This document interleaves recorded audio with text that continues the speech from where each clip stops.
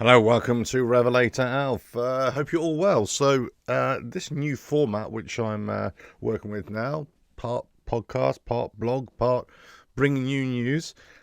This video is all about Harley Davidson, the immediate future of the company. Now, obviously, there are lots of rumors abound right now of new models coming or new models going to be released. Now, I was always critical of Harley Davidson over the last few years where they shifted their new model release for the next year to January. And I thought, well, you're missing out where all the other manufacturers are releasing their bikes from September, October, something like that, the autumn reveals. But I always thought that Harley Davidson were always late to the party. But then when January came around, I always thought, well, actually, there's nobody else talking about new bikes now. Harley Davidson, they're stealing the show. So, on the global stage, we know that Harley Davidson, not only in the United States, but also around the world, are losing sales. Their profit margins might still be there, but they're selling their bikes really expensive. This is nothing new, right? This is all old news. But the trend was there, and lots of people have been asking questions, and people within the industry have been asking questions of Harley Davidson for a longest time. Mostly because in recent years that Harley Davidson's, the dealerships, can't shift their stock, or they're stockpiling stock they just can't get rid of, or they're having to close their doors. Now, a lot of the reason why they're having to close their doors is one, based on price and people's changing attitudes towards the kind of money that Harley Davidson would charge you. But not only Harley Davidson, there are other manufacturers who are selling big expensive bikes. But those other manufacturers usually have cheaper bikes just to keep everything ticking along as well. Whereas Harley Davidson don't, or certainly not entry level. So I've always been making videos over the years saying, well, actually, Harley Davidson, they need to bring in newer bikes. Then we hear recently that actually Harley Davidson will be bringing out a new bike, $6,000 new bike. So we're waiting to hear the details on that. We also hear that in the United States market, they're going to be getting rid of a couple of models. And I believe I was watching a Jerry Palladino video the other day talking about police bikes they're going to be getting rid of as well. All the models that they use for police bikes, which can be a bit of a mistake. Now, those Harley Davidson police bikes, they're not really used anywhere else. You know, it's only in the United States, possibly in Canada. Maybe some police forces are using those, but nobody else is using those bikes. You know, they tried to bring them over to here in Europe. I remember years ago, Harley Davidson here, European headquarters and UK headquarters, they contacted me directly because something else I was involved with at the time, and they wanted to offer me one of their police bikes. And it's a very long story, but essentially I had to turn them down in the end because it was going to be a static display and not a bike that I was going to be using or used to ride around on and take it to public events.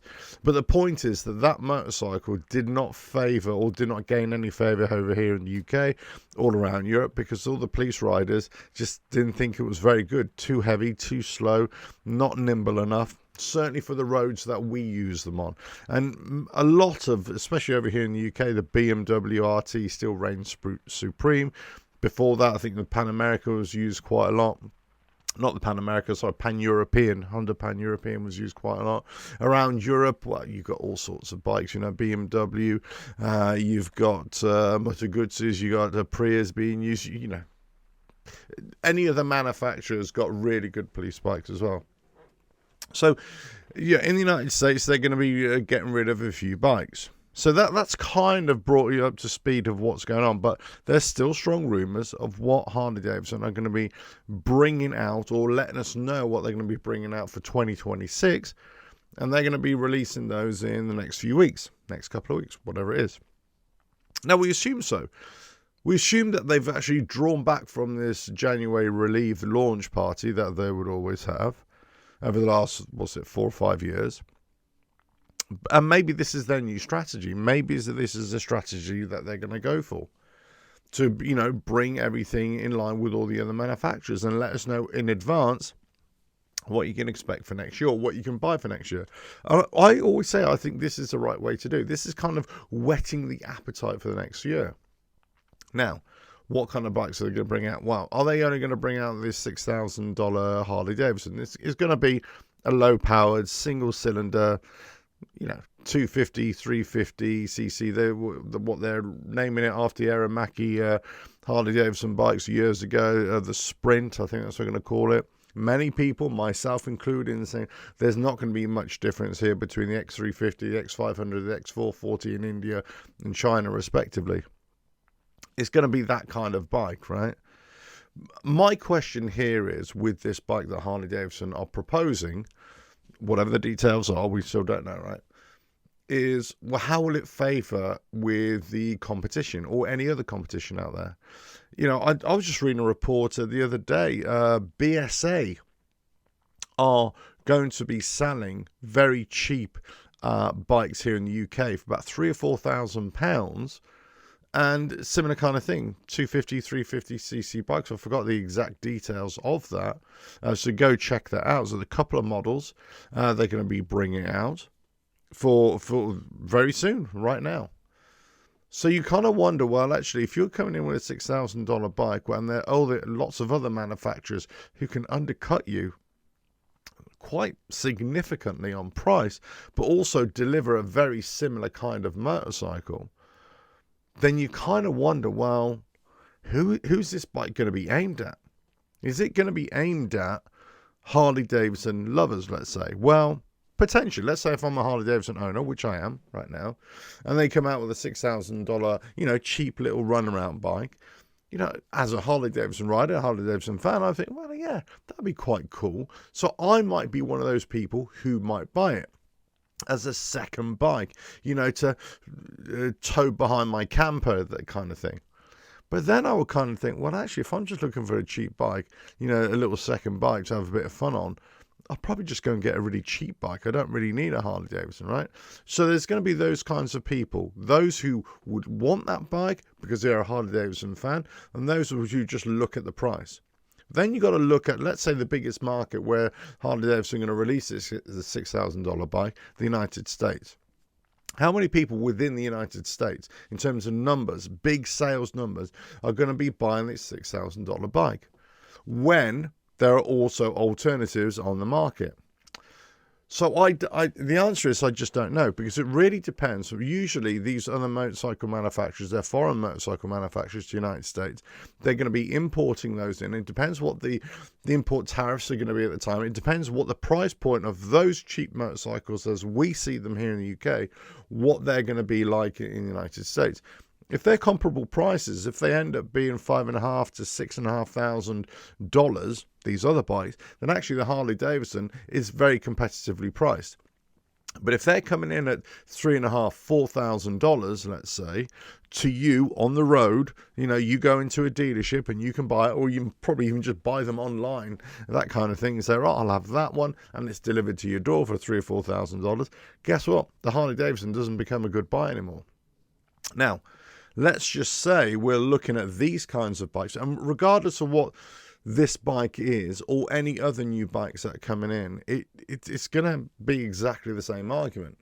Who are these bikes aimed at? And is this bike, is the price of the bike, is it going to be good enough, attractive enough for people to want to part with their money, or are they going to go elsewhere? We just don't know that. We just don't know. On the face of it, it looks as if a $6,000 bike from Harley Davidson has really raised the eyebrows of lots and lots of people, right? And it could be the saving of the company. Now, obviously, there's lots of changes going on in Harley Davidson, not least the CEO, there's been a change there. We really don't know how successful this transition period is going to be for the company. But already, if they're bringing forward their release date of new motorcycles for next year, that's a good indication saying, no, we need to change what we've been doing in the last few years. We need to change this up. They've had a PR disaster for the last year and a half, haven't they? Not only on price, not only on product, but also on the other things. The whole woke issue was a big thing for them. So they're having to, gain a lot more ground. And I just wonder, where Harley Davidson is going to be in the next few months. What motorcycle models are we going to see? Are they going to bring out new Revolution Max engine bikes? Are they going to reduce their lineup in the Grand America Touring or the cruiser bikes? Are they going to reduce them, or are they going to try and add new bikes to them? Because if they certainly take bikes away, which I've already mentioned for the United States market, but that's only for police issue bikes, right? But if they take those bikes away and they don't replace anything with them, then you kind of think, well, you've just reduced your bike's availability. You've not actually added to anything. If they bring out more icon bikes, let's say, or limited edition bikes, or whatever you want to call them, if they just bring those out and they're still really high prices, well, all that's going to do is going to attract those people who want to buy like a limited run bike, 1,000 bikes. Well, they're going to be snapped up really quickly, right? So, but that doesn't mean anything, because you could always sell limited edition bikes, 1,000 run bikes, 1,500 bikes. There's plenty of people around the world, plenty of people in the United States, certainly, just to buy those bikes. So that is not a key indicator of a company that's doing well. The key indicator of a company is what are the total sales. That's the key. And also, what are the trend figures over the last few years? If it's downward, then that's a big problem. So this new CEO that's come in he's going to have to look at this and see what direction the company is going. What do they need to do? What is the marketplace out there? And where are Harley Davidson positioned within that? So the announcement they're bringing out this new $6,000 bike, and potentially other bikes as well, should not come as a surprise in terms of a company that are looking at where their position is in the market. But this has got nothing to do with the new CEO. Apparently, they've been looking at this for the last 3 or 4 years. I made a video a few months ago where there was a senior executive from Harley Davidson here in Europe, and he was talking about this. He was talking about the reason why they phased out the Sportsters. They weren't making enough unit profits on those to make them viable, but he kind of conceded, guess what, we're missing a big gap in the market, and also looking at that next generation rider to bring them into the fold. Guess what, 3 or 4 months later, we have this announcement. So there are big times ahead for Harley Davidson. I'm just not convinced, or I just don't know at this stage whether they're good ideas or not. I just don't know. It's really hard to say. Unless they do something about the price point, unless they do something about their image, unless they do, this is for brand new riders I'm talking about here, and new young riders that may want to do something else and not have the Harley Davidson thing, you've got to look at the likes of not only the European brands like Triumph, like BMW, you could say a small portion, some people like Moto Guzzi's, but, whoever, Ducati, whatever it is, and look at who they're attracting and look at the people that might be coming into the brand. There's another big issue, which I reported on a while back, where Indian motorcycles are just expanding all over Europe, especially all over Europe. They really are getting a foothold. Literally, a couple of hours ago, it was reported that Indian are opening up another dealership in Scotland. So they're really overtaking Harley Davidson here in the UK and possibly around Europe in terms of the future availability. I'm not saying now they've taken over, just be careful how you're hearing what I'm saying. I'm not saying they're taking over now. I'm saying it's the future availability of new motorcycles. And guess what? Your local dealerships are going to be Indians. They're not going to be Harley Davidsons. So have Harley Davidson just priced themselves out of the market? Have they has the damage been done? And it's almost unrecoverable. So this is why they have to change. They have to change what bikes they're going to sell and the attitude that they have. Does this mean price reductions right across the board? Does this mean, like, we just can't sell these big bikes anymore because nobody's going to want to buy them? We've got to look at price point, but we've got to look at our whole portfolio and look at lots of other bikes. Now, this doesn't mean that they have to ignore their customer base in terms of many people who just want cruisers and big tourers, let's say especially for the United States market, or they want that quintessential Harley Davidson feel and look and all that sort of stuff, because you can still produce those bikes, but you've got to produce something else as well. So it depends what the marketing is going to be. It depends on what their relationship is with dealerships as well. Not only in the United States, of course, the biggest market, but around the world. It really depends. Are they able to keep those doors open? Now, I repeatedly say, here in UK, this is all I'm going to talk about really, but so many dealerships, not only Harley Davidson, but many other car and motorcycle, independent motorcycle dealers have closed down. Overall sales this year, I'm led to believe, haven't been that great. The market's been pretty tough here in the UK for expensive bikes, whether we're talking new bikes or used bikes. But even in the used bike market, there's a few bikes have been shifted, of course, but the price point has had to come down quite a lot. Now, with cheap bikes, you're always going to sell cheap bikes, right? You're always going to get deals on, and this is why I always say to people, if you want to buy a bike, just buy a used bike and try and get the best deal that you can with a dealership or with a motorcycle dealer, second-hand dealer, or with some kind of motorcycle warehouse dealers, let's say, because they're going to want to do a deal. They're going to want to do a deal to sell that stock, right? Now, with new products, especially with manufacturer dealerships, licensed dealerships, that might be a bit of a problem. So coming up in autumn, as you get into October, November, December, certainly towards the end of each month, that's when you're going to get your best deals. But you're still attracting the same aging out demographic who might have deep pockets for now.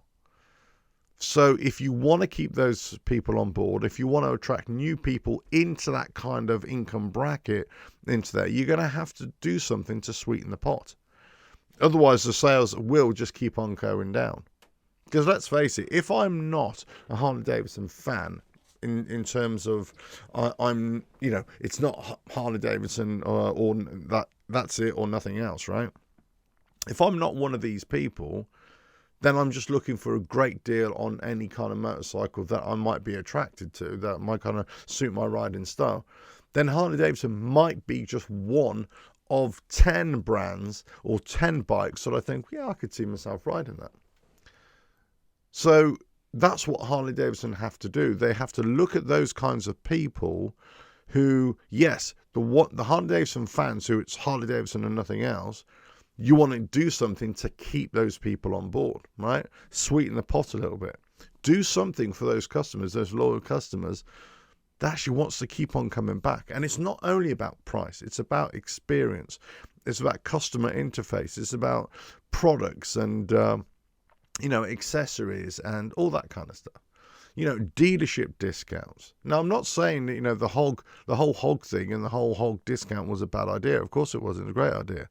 But also you could have something at a dealership level that is not hog related, as I say, but a dealership level that you could say, no, you could be, a member of this dealership. And if you do, we'll give you like a 10% discount or something like that for 6 months. So you could do something without actually having to join anything. You could do something that just to keep customers on board. There's ways of doing it. I'm not saying that's the way, but there are ways of doing it.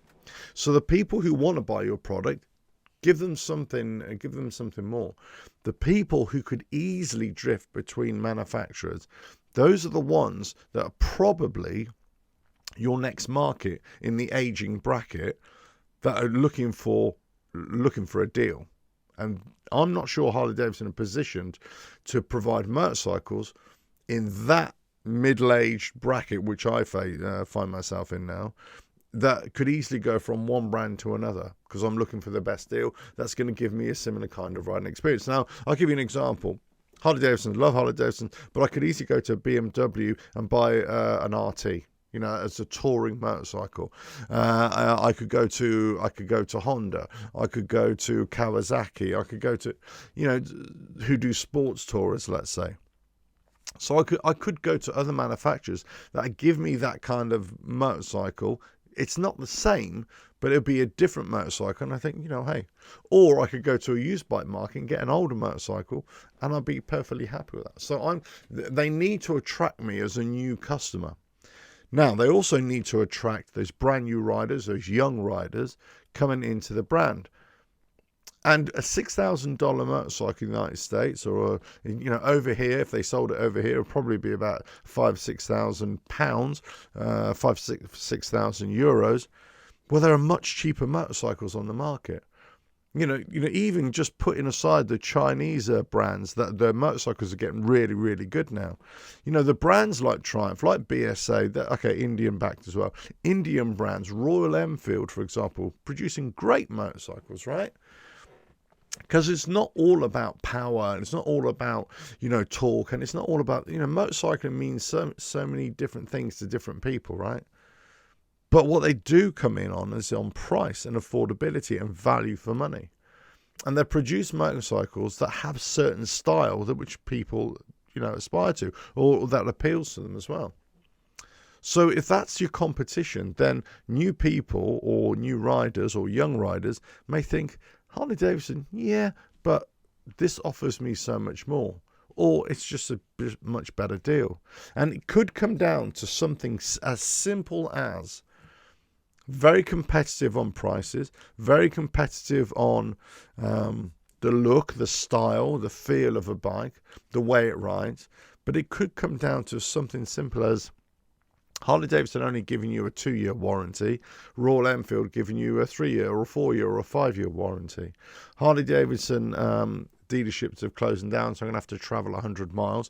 Or there's a Royal Enfield, whatever dealership it is, right on my doorstep. That's what it could come down to. Now, I say in the United States, there's a much bigger Harley Davidson dealership network. But if those are closing in favor of the last few years of getting rid of the independents and it all goes to a mega Harley Davidson dealerships, well, that might work, yes.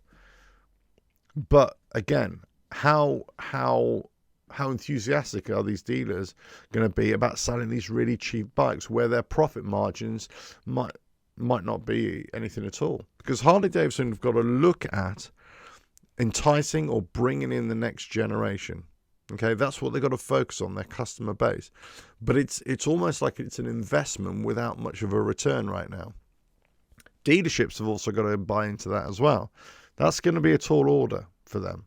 Now, it really depends on the relationship between the motorcycle manufacturer, in this case Harley Davidson, and the dealerships, whether these bikes are going to be forced on them, whether they have to have a quota of bikes that they have to buy to maintain their franchise, their license to operate as a Harley Davidson dealership. That's going to be the big issue, because if they have to buy these bikes and they can't sell them, or nobody in their area is really interested, you're going to have a similar kind of problem with the with the Revolution Max bikes as well, with the Knights and the Knights RS, that kind of thing.